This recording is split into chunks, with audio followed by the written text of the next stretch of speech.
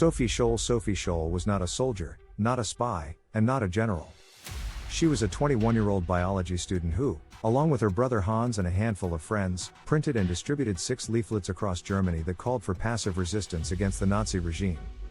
The group called themselves the White Rose, and they chose the name precisely because there was nothing combative about it. It was a symbol of innocence and nonviolence, a deliberate contrast to the brutality of the state they opposed. The journey of Sophie Scholl from enthusiastic Hitler Youth member to executed resistance fighter is a study in moral awakening, and it begins not with heroic defiance but with a kind of quiet, creeping disillusionment. The children of Robert and Magdalena Scholl were raised in a home that valued open discussion and Christian principles. Robert was a vocal critic of the Nazis, and Sophie's siblings were arrested in 1937 for their involvement in a banned youth group, marking a turning point in Sophie's conscience. Before joining the White Rose, Sophie had served 6 months in the Reich Labor Service, a military-like regimen that fed her growing sense of alienation from the regime. She had worked in a kindergarten attached to a munitions factory, and by the time she entered university in 1942, her doubts had crystallized into quiet opposition. The White Rose was not a mass movement. Its core was a handful of students at the University of Munich: Sophie, her brother Hans, Alexander Schmerel, Christoph Probst, and Willy Grof, along with philosophy professor Kurt Huber.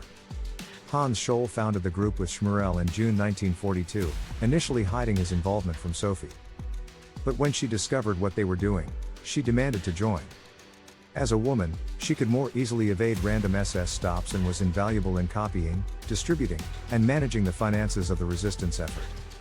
Their leaflets were not violent or incendiary calls to arms. They were carefully crafted moral arguments, quoting Goethe, Schiller, Aristotle, Lao Tse, and the Bible to appeal to the conscience of the German people. "We will not be silent," they wrote. "We are your bad conscience. The White Rose will not leave you in peace." The 6th leaflet, written by Professor Huber, drew on the overwhelming grief following the defeat at Stalingrad to stir patriotic feelings that transcended the Nazi regime.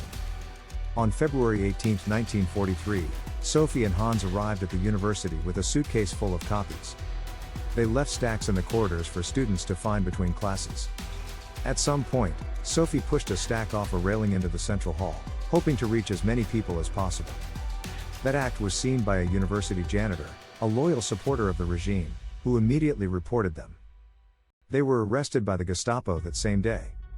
Hans was carrying a draft for a 7th leaflet, which led to the immediate arrest of Christoph Probst. The 3 were interrogated for days, but they took full blame to protect their friends, a tactic that failed in the end. They stood trial before Roland Freisler, the infamous president of the People's Court, known for his theatrical denunciations and unfair political trials. Freisler pronounced them guilty of treason. When he asked her the final question, Sophie answered, "I am, now as before, of the opinion that I did the best that I could do for my nation. I therefore do not regret my conduct and will bear the consequences that result from my conduct." On February 22, 1943, they were executed by guillotine at Stadelheim prison. Hans' last words were "Long live freedom." The execution of Sophie Scholl is often seen as a tragic end, but the story does not stop there. Within months, Allied planes dropped millions of copies of the White Rose's final leaflet over Germany, and the exiled novelist Thomas Mann dedicated a BBC broadcast to them, declaring they would not be forgotten. The group's message survived far beyond their deaths.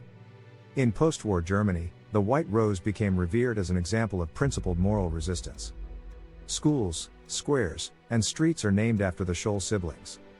Their story is not one of success in the conventional sense. They did not topple the regime. But they proved that even in the heart of a totalitarian state, a person armed only with the truth could force the machinery of power to pause and take notice. Subscribe to War Machiner and share this if you value history that goes deeper.